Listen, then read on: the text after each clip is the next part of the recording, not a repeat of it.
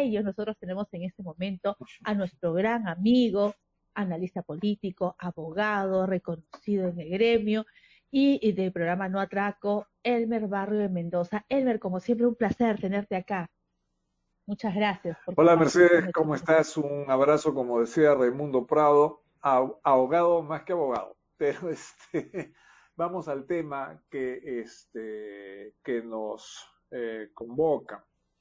Realmente aquí hay una circunstancia que merece varias lecturas.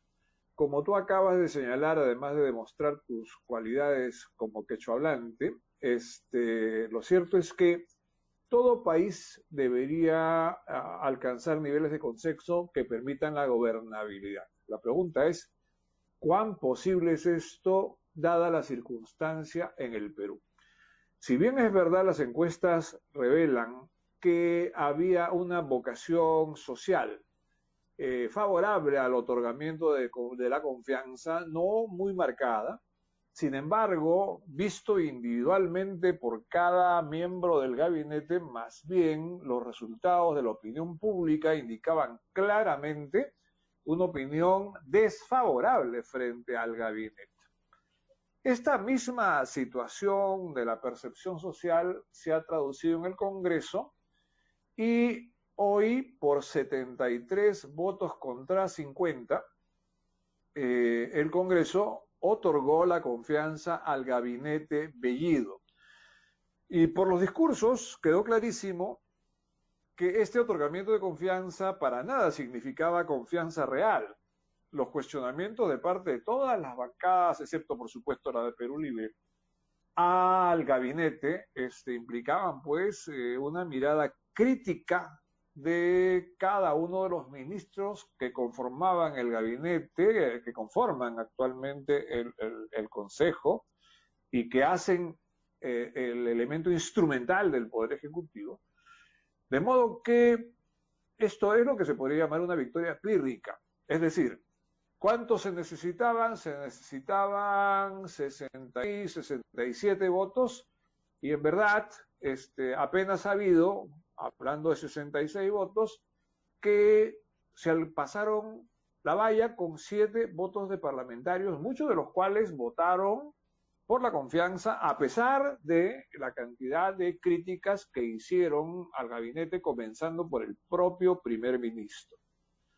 Mira tú que resulta ser que en Perú Libre no votó Óscar Sea, de forma tal que ni siquiera la bancada de Perú Libre fue unánime en el respaldo. No sabemos por qué, probablemente haya sido un elemento accidental, pero Óscar Sea no votó. Por eso no fueron 74 como era previsible, sino 73 votos. Acción Popular, Fuerza Popular votó como estaba anunciado en votación unánime, 24 votos en contra de la confianza. Acción Popular, de 16 congresistas, 12 votaron por la confianza, pero la presidenta del Congreso, Mari Carmen Alba, Hilda Portero, Carlos Ceballos y Silvia Montesa no votaron. Alianza para el Progreso, cuyo presidente César Acuña anunció que iban a votar por la confianza, tuvo 2 defecciones, que fueron los 2 parlamentarios por Lima, el general Roberto Quiabra y la doctora Gladys Echaíz, ex fiscal de la Nación. Pero además en esta bancada se ha producido casi una consolidación de un liderazgo opositor por parte del general Quiabra, que hizo uno de los discursos más aplaudidos de toda la sesión. Avanza País votó en bloque en contra de la confianza, y aquí también hubo una lideresa destacada que fue Adriana Tudela, que también consiguió cosechar el aplauso más o menos general. Sin embargo, Adriana Tudela, por razones de edad, está todavía algunos años de poder ser candidata a la presidencia, y en este momento de producirse cualquier vacío de poder no podría serlo, ¿no? Renovación Popular, igual, unánimemente los 9 votos en contra de la confianza. Sorprendente lo de Somos Perú, Partido Morado, porque los 3 miembros parlamentarios que fueron elegidos por el Partido Morado votaron en contra. Hay que considerar que los 3 del Partido Morado son invitados que no son miembros del partido. Pero además, Kira Alcaraz de Somos Perú también votó en contra, o sea, 5-4 dentro de Somos Perú.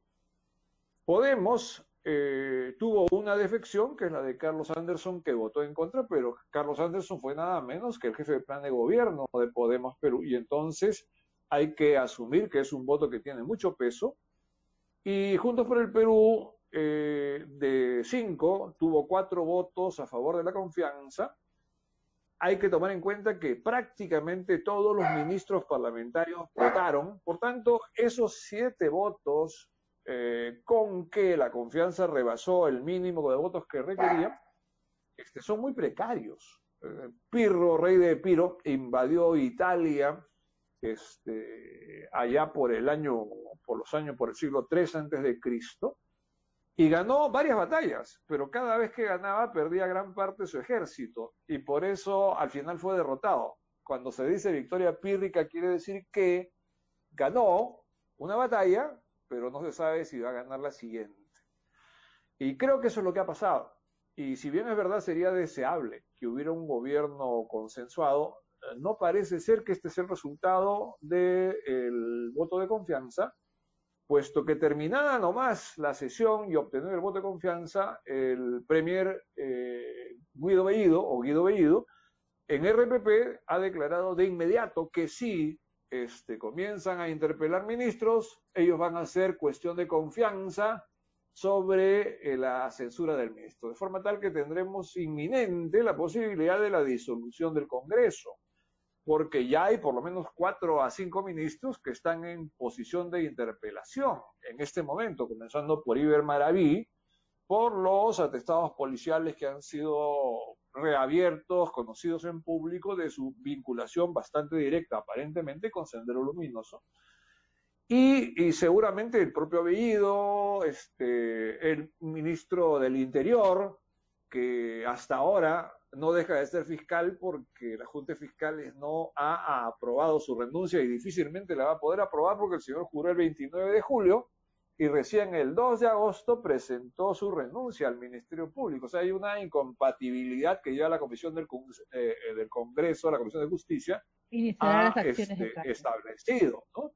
Y así, hay varios ministros que están en una posición muy difícil, pero si por Iber Maraví, que parece que va el primero, y por Juan Carrasco, que parece que va el segundo, van a ser cuestión de confianza, entonces se unen aquellos requisitos para la disolución del Congreso.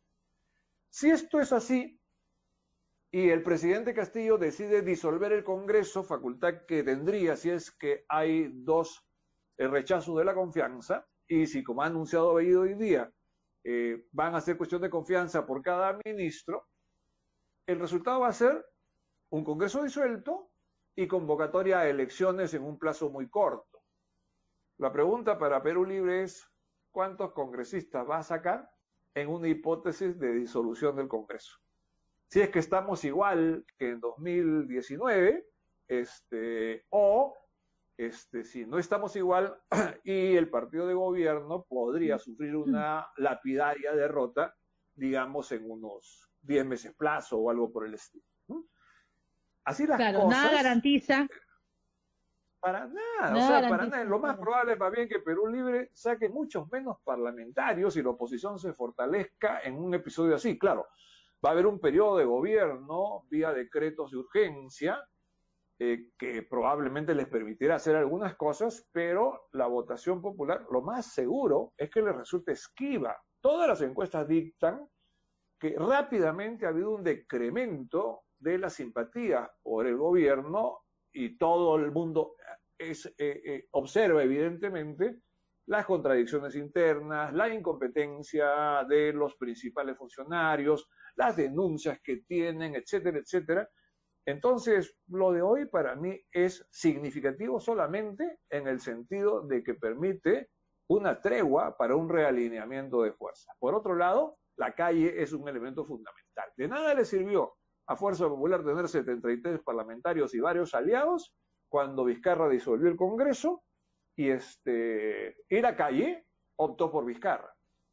De nada le sirvió al Congreso haber vacado a Vizcarra por 105 votos de los 130 parlamentarios sí, la calle derribó al gobierno de Merino a muy corto plazo. Pero la pregunta es quién toma la calle ahora. Y la opinión pública de Lima, donde se va a ventilar todo esto, es muy marcadamente favorable a la oposición al gobierno en este momento. Entonces, desearía que no fuera así, pero veo que el escenario se oscurece completamente y que en lugar de que Elmer, hayamos conseguido algo viable, estamos ante una inminencia de un mayor peligro político, ¿no? Elmer, una consulta. ¿Es prudencia del Congreso o una carta libre para que puedan realizar la gestión el actual gobierno? A ver, mira, hace muchos años, claro, yo tengo 67, así que comprenderás que lo recuerdo vívidamente, creo que fue en el gobierno de Belaúnde, el entonces diputado Javier Vallerriestra dijo una frase lapidaria refiriéndose a aquellos que se alineaban con posiciones más o menos oportunistas. Dijo, cambian la toga por la librea y cambian la historia por la quincena. Creo que eso está pasando en el Congreso, es la historia por la quincena. Hay muchos parlamentarios que jamás soñaron ganar 15.000 soles y creo que con muertos y heridos es como 23.000 soles, ¿no? Mensuales. Y muchos de ellos han razonado en función a ese interés directo, elemental y básico. Pero cuando la calle comience a expresarse, y si es que no se para la inflación, si no se para la devaluación, si no hay contención de la tercera ola, y el propio ministro de Salud ha dicho hoy día, si no me equivoco, que el oxígeno que tenemos no va a alcanzar en caso de una tercera ola, para comenzar a ver el elemento más tétrico de la pandemia, yo me temo que estos parlamentarios ya por sobrevivencia van a ir alineándose con la calle, ¿no? Entonces, el Parlamento hace mucho tiempo que ha dejado de ser el escenario de la decisión. Por eso contaba lo de los 73 parlamentarios fujimoristas o los 105 que vacaron a Vizcarra. La calle se expresa de modos diferentes y depende de quién las conduzca. Entonces la pregunta es, ¿hay un líder alternativo en este momento en el Perú? Si algo ha producido la interpelación, pero el voto de confianza ahora, es que hay casi consenso en que el general Roberto Quiabra ha sacado una cabeza larga por encima del resto de los parlamentarios de oposición, ¿no? Y quizá esto sea un resultado muy importante a tomar en cuenta. Yo tuve la ocasión en un atraco de entrevistar a Roberto Quiabra, que me permitió tratarnos de tú, y me pareció una persona muy inteligente, ¿no? Un militar con vocación de comprensión de las cosas, y me parece que ha alcanzado un descollamiento ayer particularmente, pero hoy en las entrevistas, lo han entrevistado en casi todos los canales y en todas las radios, es el que mejor parado ha salido de todo esto. Y si no había un líder de oposición, me parece que ha comenzado a configurarse uno, ¿no? Hemos visto en esta pandemia, mi estimado Elmer, espera, eh, que muchas personas, muchos hogares han sido víctimas del tema de la COVID, ¿no? Tenemos familias que han perdido a muchos miembros y no hemos aprendido las lecciones y han pasado ya casi un año y medio desde que comenzó y hasta ahora no entendemos y nos llama la preocupación que el Perú tenga un bajo porcentaje de vacunación aún y que sobre todo la población también por otro lado no cree en la vacunación. Esto a razón de todo lo que hemos visto, sobre todo el vacuna gate y de las supuestamente estas dosis que no cubren no cubren como debería de ser, ¿no? Entonces la gente no confía en la vacunación. ¿Cómo ves el lado del sector de salud en estos próximos meses que se avecina esta tercera ola, que para mí ya estamos viviendo la tercera ola, pero en fin? Bueno, o sea, hay quienes dicen que ya comenzó, ¿no? Justamente yo quería decir que del gabinete en pleno, los ministros que parecían ilusionar un poco al principio eran justamente el ministro de Salud, el doctor Ceballos, y el ministro de Educación, el profesor Cadillo, porque sí eran conocedores de sus respectivos sectores. Pero lo que se ha visto es una caída de la vacunación diaria, por mucho que digan que las vacunatones han sido un éxito, que se alcanzaron, dijeron en la primera 600, casi 700.000 vacunados, cuando en realidad todo lo que había pasado es que se había descentralizado la vacunación y que todavía quedaban para la primera vacunatón faldos de Pfizer, ¿no?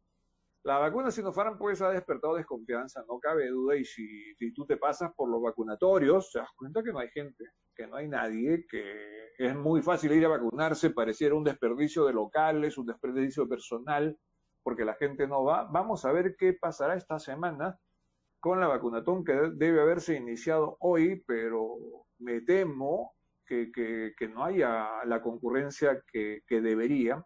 La cantidad de dosis que Sinopharm ha enviado al Perú es mucho menor que aquello a lo que se comprometió. Desde el principio Sinopharm falló mucho en las entregas, al margen de cómo se perciba su calidad. Entonces el ministro Hernando Ceballos está como un ministro no tan eficiente como se esperaba, y en comparación con Ugarte pareciera ser mucho menos competente. Claro, por supuesto que Ugarte tuvo la fortuna de que el presidente Biden de Estados Unidos regaló más de 2 millones de dosis al Perú, y entonces eso fue miel sobre buñuelos, pues, porque los peruanos recibimos una gran cantidad de vacunas de la más alta calidad, como las de Pfizer, y que no había, pues, tercera ola, estábamos en la declinación de la segunda ola. Entonces, por eso es que el gobierno del presidente Sagasti salió bastante bien valorado por la opinión pública, ¿no? Creo que fue su principal éxito. Pero ahora todo parecería que está decayendo y que no hay manera de revertirlo. Y como parece que viene la tercera ola y que, como tú dices, según algunos datos ya se inició, y que ya el propio ministro dice que no va a haber suficiente oxígeno, de pronto nos vamos a ver ante la inminencia de otro drama, como fue en la primera y en la segunda ola. Ojalá que no, ¿no? Ojalá que no. Hay quienes sostienen que en el Perú sí la infección se ha propagado demasiado y que podría ser que no, pero nadie puede confiar en eso. Es la ley de Murphy, o sea, lo que puede suceder va a suceder, y eso es lo que tenemos que tener en la cabeza, y no se toman providencias y se pretende echar la culpa a la anterior. Es la característica del Perú, cultura de culpa en vez de cultura de rectificación, ¿no? Es algo que tendríamos que cambiar totalmente. No te escucho, mi querida Mónica, digo Mercedes, no te escucho. ¿Estás con el audio? Me quedé sin yo. Hola, Creo que sí. ¿me escuchas? ¿Me Ahí está, ahora escuchas sí. tú? Sí, Sí, ahora sí. ya. Ahora sí. Es la cultura de no aprender lo que nos ha pasado. Es decir, los peruanos tenemos, por lo general,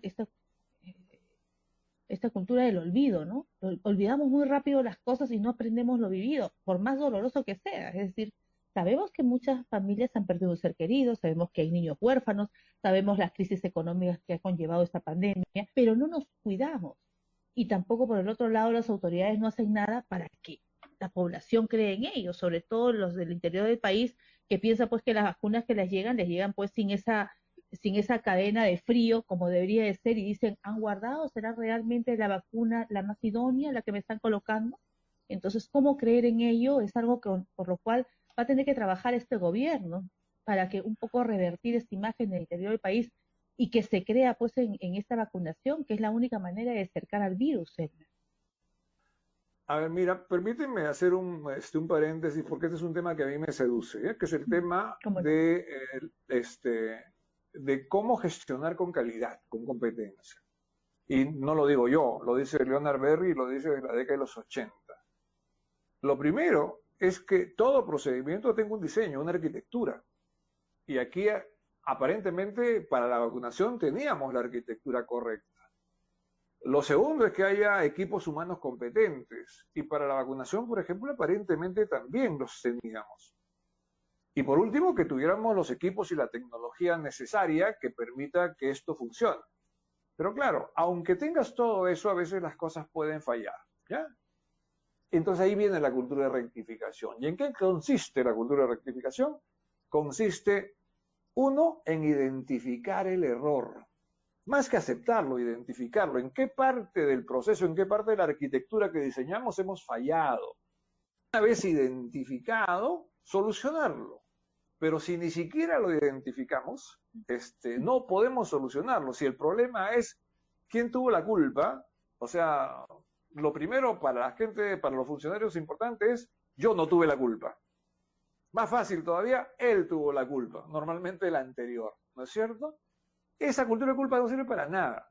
Segundo paso, si has cometido un error, has provocado un perjuicio. Entonces no tienes que solamente hacer lo que debiste hacer bien la primera vez, sino tienes que compensar el perjuicio provocado, dar un poco más que aquello que deberías haber dado originalmente.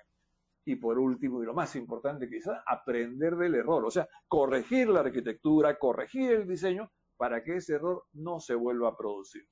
Pero cuando la preocupación principal de una sociedad, de un gobierno, es quién tiene la culpa, no enfrentamos el tema, no lo corregimos, no lo mejoramos, y por eso yo soy un devoto de la cultura de rectificación. Todos fallamos.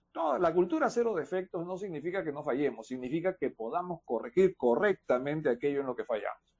Pero ya tuvimos a Vizcarra en la primera ola, ya tuvimos a Sagasti y ahora tenemos a Castillo en la tercera ola, y ya a propia confesión de parte, como se dice, relevo de pruebas, ¿no? Si el ministro de Salud ha dicho que no estamos preparados con el oxígeno para la tercera ola, ya estamos seguros de que vamos a tener por tercera vez un drama. Y es terrible cómo no se rectifica en el Perú. O sea, hacemos lo mismo y por supuesto fallamos siempre, ¿no? Y lo importante es yo no tener la culpa, eso no sirve para nada. Lo importante es rectificar plenamente y que no se repita. Cometamos otro error, pues, pero no el mismo, ¿no? Más o menos esa es la idea, ¿no?